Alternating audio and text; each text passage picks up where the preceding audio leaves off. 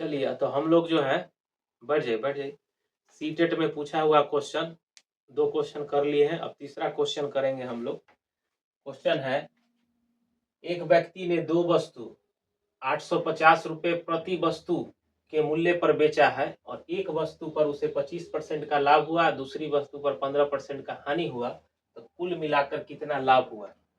अब ध्यान से हम लोग समझेंगे। कह क्या रहा है कि 2 केस बन रहा है। जैसे एगो वस्तु खरीद कर लाया कोई दाम पर, उसको जो है 25% लाभ पर बेचा। एगो और वस्तु कोई दाम पर खरीद कर लाया, उसको 15% हानि पर बेचा। हानि 15% बस जो खरीद कर लाया है उसका जो है 15% बेचने पर 850 रुपये में बेचने पर, ध्यान से समझिएगा। जैसे कि कोई वस्तु अपना अलग अलग दाम पर खरीद कर लाया है। अब पहला वस्तु, दोनों वस्तु को विक्रय मूल्य समान है, यहाँ पर विक्रय मूल्य जो है समान है, यानी दोनों वस्तु को 850 रुपये में बेचता है।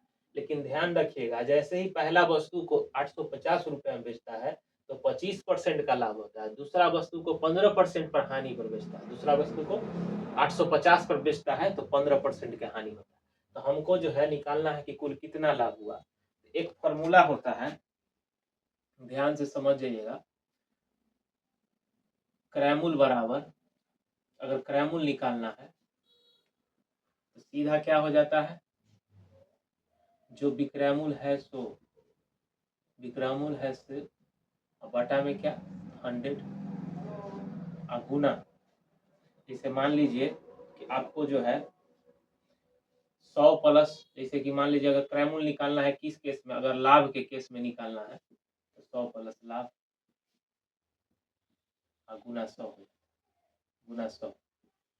अगर मान लीजिए क्रय मूल्य निकालना है हानि के केस में तो होता है विक्रय मूल्य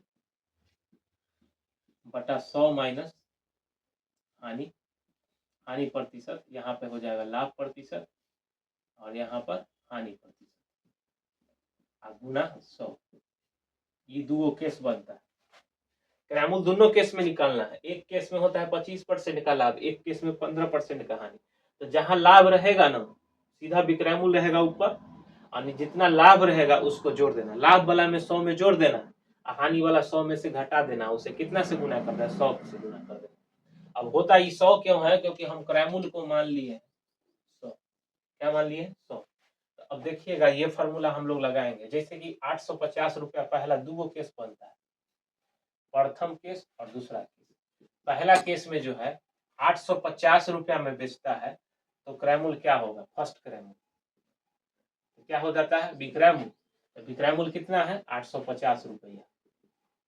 और उसमें क्या करना है 100 प्लस लाभ। लाभ कितना का होता है पहला वाला केस में, तो 100 प्लस 25 गुना 100 कितना हो जाएगा 850 बटा 125 गुने 100। अब 25 से काट दीजिएगा 4 बार में, 25 से काट दीजिएगा 5 बार में, 5 से कट जाएगा 170 बार, यानी कि 680 रुपया पहला वस्तु का क्रय मूल्य था, जिसको 25% लाभ पर बेचेंगे तो 850 रुपया कमाएंगे। चलिए अब दूसरा है, दूसरा भी केस में क्रय मूल्य निकालना है। तो इसमें भी क्या हो जाएगा, अब इसमें लेकिन हानि वाला है तो क्या करेंगे विक्रय मूल्य। विक्रय मूल्य कितना का है 850 रुपया। दोनों केस में तो विक्रय मूल्य समान है। अब 100 में से क्या करना है घटा देना है, तो कितना परसेंट का हानि है 15%। तो 100 माइनस 15 गुने 100, तो 850 बटा 85 गुने 100। 85 से 85 कट जाएगा, यानी कितना 1000। अब देखिए पहला क्रय मूल्य ये है, दूसरा क्रय मूल्य ये है। अब दोनों क्रय मूल्य को जोड़ना है, क्योंकि हमको लाभ निकालना है। तो लाभ बराबर हम जानते हैं होता है विक्रय मूल्य घटा क्रय मूल्य। तो पहले तो टोटल विक्रय मूल्य, तो टोटल विक्रय मूल्य कितना का है, टोटल विक्रय मूल्य है 850। एक वस्तु का दाम 850, तो दो वस्तु का दाम कितना होगा 850 दूना 1700।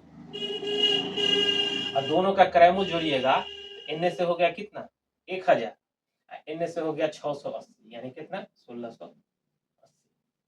ठीक है, कितना हो जाएगा 20 रुपये।